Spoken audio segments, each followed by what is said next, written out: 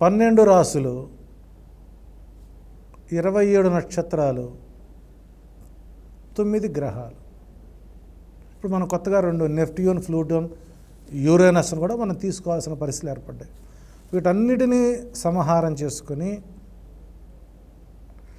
సమాజంలో ఇతిహాస పురాణ ప్రబంధాల్లో ఒక్కొక్క వ్యక్తి యొక్క పర్సనాలిటీస్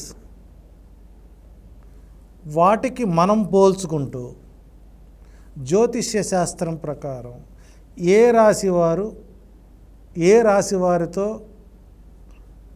గతంలో పాత్రలు మనకు కనపడతాయి. ఉదాహరణకి మహాభారతంలో చాలా పాత్రలు ఉన్నాయి.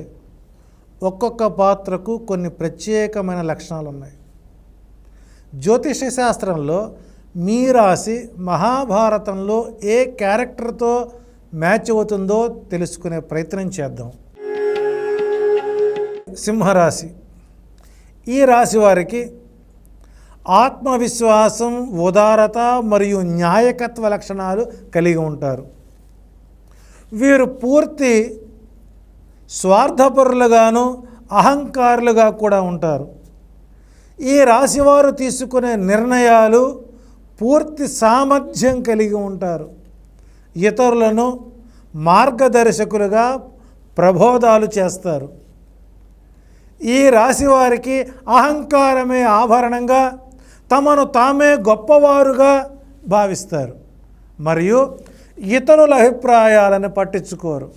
ఆత్మవిశ్వాసం, ఉదారత, న్యాయకత్వ లక్షణాలు, సృజనాత్మకత, హాస్య స్వభావం, ప్రేమ, ప్రజలను ఆకర్షించే వీరి బలం పూర్తిగా స్వార్థపరత్వం, అహంకారం, మొండితనం, క్రూరత్వం, విమర్శ వీరి బలహీనతలు.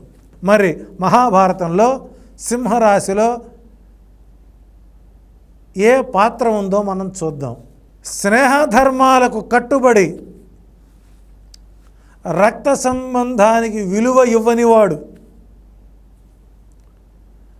తాను నమ్ముకున్న మంచితనానికి దాన ధర్మాలకు పెట్టింది పేరు. కానీ సమయాన్ని బట్టి నిర్ణయాలు తీసుకోవడంలో తద్వారా వచ్చిన కష్టాలకు నిలబడే ప్రాణత్యాగం చేసినవాడు. జీవితంలో గెలవాలి అంటే మంచితనంతో పాటు చుట్టూ ఉండే సామాజిక పరిస్థితులని, సమయాన్ని బట్టి ఎలా నిర్ణయించుకోవాలో, చెడు స్నేహం ఊహలకు కూడా అందని విధంగా జీవితం నాశనం చేస్తుందనే సందేశాన్ని ఇచ్చినవాడు. అటువంటి వ్యక్తి దాన కర్ణుడుగా, దుష్ట చతుష్టయాల్లో ఒకడుగా మిగిలినటువంటి కర్ణుడు మీ సింహరాశికి చెందినవాడే.